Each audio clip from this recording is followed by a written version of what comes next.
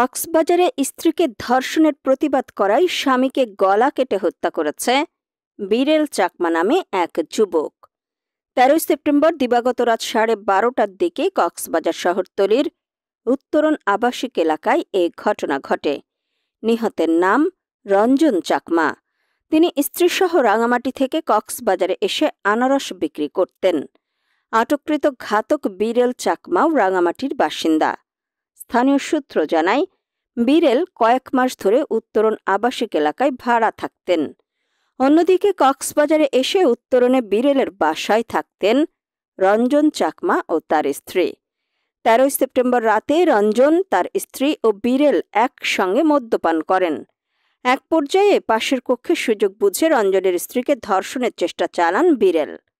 ভুক্তভোগী তাৎক্ষণিকভাবে স্বামীকে বিষয়টি জানালে তাদের মধ্যে বাকবিতণ্ডা হয়। পরে বীরেল ধারালো ছুরি দিয়ে রঞ্জন চাকমাকে গলা কেটে হত্যা করে। ঘটনার পর ব্যাগ হাতে পালানোর সময় রক্তমাখা অবস্থায় স্থানীয়রা বীরেলকে আটক করে। পরে তারা রঞ্জনের মরদেহ পড়ে থাকতে দেখে পুলিশে খবর দেয়। ঘটনাস্থলে স্বামীর মরদেহ জড়িয়ে নিহতের স্ত্রীকে কান্নায় ভেঙে পড়তে দেখা যায়। খবর পেয়ে কক্সবাজার সদর থানা পুলিশ মরদেহ উদ্ধার করে মর্গে পাঠায় এবং হত্যাকাণ্ডে ব্যবহৃত ছুরিসহ ঘাতক বীরেল চাকমাকে গ্রেফতার করে। কক্সবাজার সদর মডেল থানার ওসি মোহাম্মদ ইলিয়াস বলেন, আটককৃত আসামি মদ্যপ ছিলেন। প্রাথমিক জিজ্ঞাসাবাদে তিনি হত্যার কথা স্বীকার করেছেন। ধর্ষণের আলামত থাকায় ভুক্তভোগী নারীকে হাসপাতালে ভর্তি করা হয়েছে। স্থানীয়দের দাবি, স্ত্রীকে ধর্ষণের চেষ্টা থেকেই এ হত্যাকাণ্ডের সূত্রপাত।